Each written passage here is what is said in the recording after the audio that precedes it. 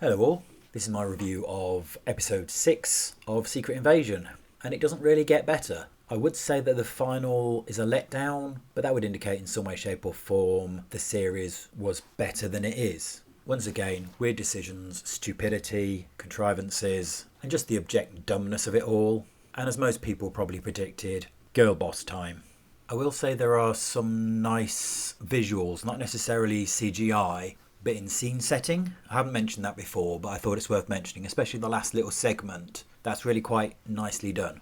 And as usual, a lot of sitting down, talking, and missed opportunities. I'll get straight into spoilers. The episode starts with Priscilla arriving home, presumably after dropping Gaia off. Fury calls her, and she says that she still wants to be with him, but he's very non-committal. Now, when I first watched this scene, it seemed completely pointless. There is a point to it, but it's really not a necessary scene. The next scene is a car driving up towards the Skrull base. Usual trope, guards shoot the car, no one in the car. Fury comes from the side and shoots both of them. That's what's known as a bait and switch, I believe, which is a very good analogy and description of this show. Sadly, also a lot of the MCU shows and films these days. In London, Rhodey's trying to persuade the president to attack the Skrull base in Russia. There are opposing views, and he just keeps pressing the point and shows that the Russians are moving troops to the border of neighbouring countries. Something that occurred to me, why don't the Russians go to the base? Surely the Americans have said, there's Skrulls here, are you working with them? Then wouldn't the Russians go and investigate? I would have thought so. They'd have been storming the place or flown drones over or something, but no, suppose not. So you see Fury walking through the Skrull base, there's nobody around, he finds the bodies of the Skrulls that Gravik killed, and he's struggling, he's suffering from radiation sickness as he's walking through the base. Meanwhile, Olivia Colman rings Rhodey, tells him Fury's on his way, that he's lost it, and he's after the president, because he wants to stop the strike, at whatever cost. And now there are multiple scenes of them trying to get the president out. You see Olivia Colman through one of the doors, and then you see Secret Service men dropping as someone's taking them out. Back in Russia, Fury finds Gravik. How? I don't know. It will become clear, but he just literally walks straight to the room that's got the magic machine in it. That should start raising questions with Gravik, but it doesn't. Gravik tells him that all of the people are locked away, which explains why there's no one around. I don't know why he's locked everyone away, why he's locked his generals away as well. That makes no sense. I guess they wanted the one-on-one confrontation in the show, but it just makes no sense. It's more stupidity. Fury continues to struggle and drops his pills. And then there's some back and forth. Gravik references an invisible cloak and shield, which will come into play a bit later in this. Or rather, the absence of it will. So they sit and talk, and Gravik asks him if he recognises the face, because it turns out it was the first human he killed on Fury's command. And this human had a family, and every time Gravik killed for him, he lost a piece of himself, and he was the only one brave enough to say that. I mean, is he? It's a general trope, that line. And I thought for a second they were going somewhere interesting. I thought Gravik was going to say, I killed people, I broke myself, because you made this promise to us that you failed to keep. But they don't. Maybe it's implied. It just feels like that moment then is completely forgotten within the rest of the conversation. And that would have been a reasonable reason for him to be doing what he's doing. It would have explained why he's going to such lengths and why he's been driven to the place he's been driven to. But it turns out he's just a bit pissy because Fury broke his promise. So, like the Flag Smashers, it's just another entitled asshole. Gravik also bitches about Talos, and because the promise hasn't been kept, he's going to kill all of humanity. Fury responds by telling him after the first couple of years he knew there was no planet they could settle on. He was going to build a home for them on Earth, but he knew humans wouldn't accept them. And then when the blip happened, the last thing he felt was relief. Relief that he didn't have to fight anymore, that he had a way out. I mean, we all know that's absolute nonsense. We've all seen the end of Infinity War, and we know his last thought was a very, very different phrase that's more commonly used by him in other films, and to call Captain Marvel. However, there is relevance to this, which I'll get onto. Fury says that he's a failure and will give Gravik the DNA, specifying Carol Danvers is in there, and just kind of mentions the Avengers as an aside thing. I wonder why that is. Could it be because there's a Marvels film coming up? Probably. And he tells Gravik, take it, get your powers, and just go, leave the planet, wipe out another population of another planet, but leave humanity alone. Slightly harsh, I think. And it's kind of weird that alarm bells aren't ringing for Gravik at any point in this. I think part of his character is supposed to be that he's massively arrogant, that his arrogance blinds him to certain things, which makes him make decisions that may be a bit foolish. But they never really establish that. It doesn't have to be underlined, but it's never obvious that that's the case.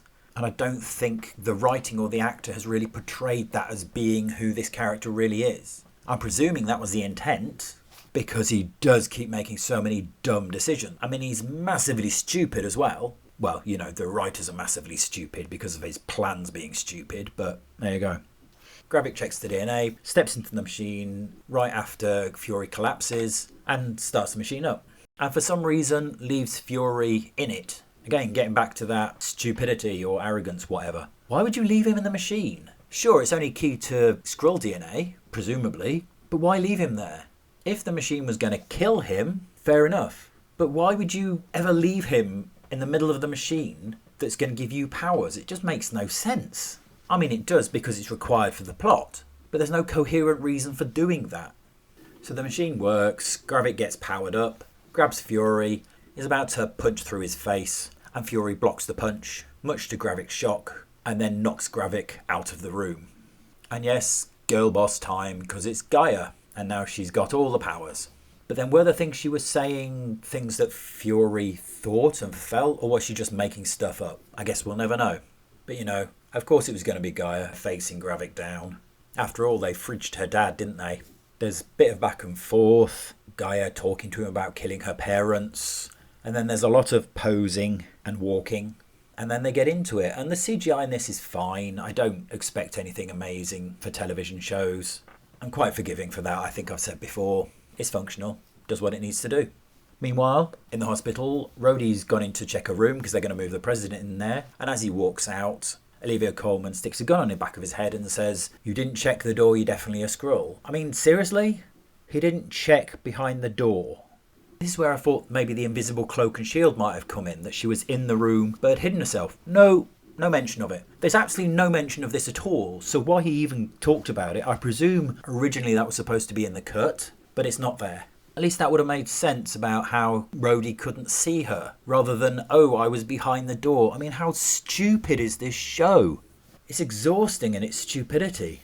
She takes his gun and Fury turns up, and they try to talk the president down. So there's a long period of back and forth where the president can't decide who's the good guys, who's the bad guys. I mean, Fury saved his life, so you'd have thought that would have given him some leeway, and Rhodey's been telling him to bomb the hell out of Russia. You'd have thought maybe something slightly dodgy going on.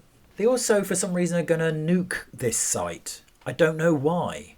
If they're going to attack, just use conventional weapons. You don't have to nuke it. That's not your first resort. Strange and just bizarre and more idiocy.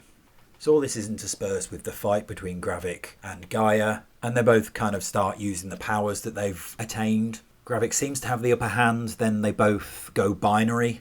There is quite a smart bit where she uses Mantis's powers once they've kind of binaried into the sky and they're fighting in the sky, and she uses the powers to make him sleep. And he kind of crashes to Earth and she hovers there like Captain Marvel, all glowy. Lands does a superhero pose and charges into the fight again. Now, it could be argued that he's weakened by that fall, which would be kind of ridiculous, really. And then she basically outmuscles him, because of course she does. She's a tiny woman. Of course, a tiny woman's going to outmuscle a man. I mean, I don't know how Skrull's biology works, but usually when you go one-to-one on a physical sense, the bigger bloke's going to win. You know, you got to make concessions for superhero stuff. It happens regularly. For example, at the end of Hawkeye, where the tiny little Kate Bishop beats the Kingpin, who just ripped a car door off and survived being hit by a car. But she beats him by being smart, not through strength. I say, it's all a bit girl boss, really.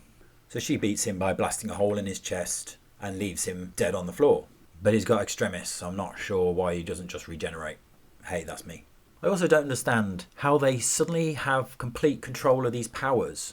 You know, if you're super strong or you've got the powers of the Hulk, that's fine, that's punching. But you've got the powers of Captain Marvel, how are you suddenly been able to fly? How are you suddenly able to use telekinesis or any of the other powers? How is Gravik, who's had powers longer, so easily beaten, relatively easily beaten by Gaia? Apart from Girl Boss, obviously.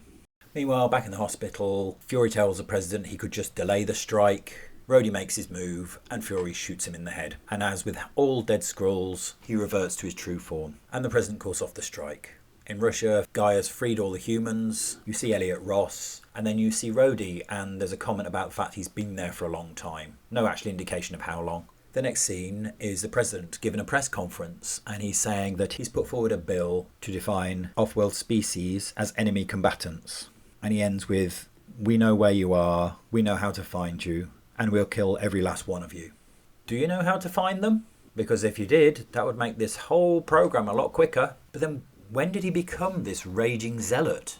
When did that happen? He seems quite an amiable person. A little indecisive, but to go from the character they've portrayed him so far to being this genocidal nutter. If they'd shown that element to his character before, maybe, but it just goes off the deep end. It's crazy. And good luck trying that with the Asgardians, but again, the writers forgot they were there.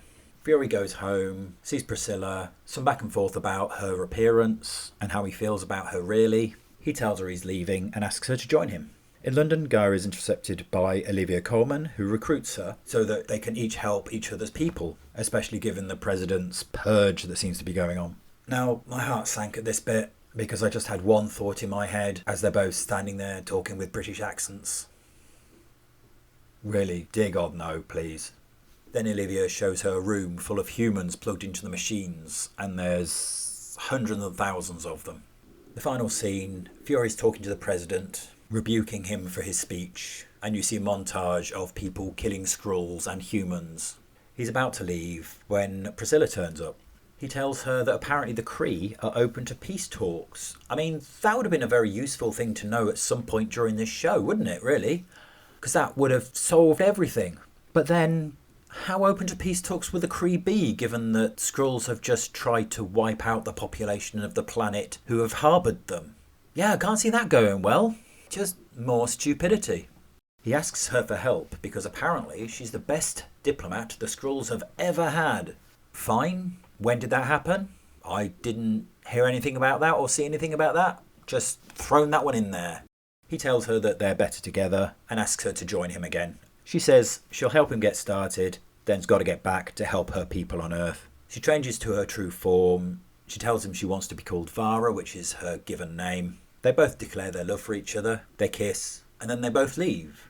And I'm going to give you a positive for a change. The scenes with these two are usually quite good. The connection's really quite nice. I mean, the scene was flat, but better than a lot of the other scenes in this show.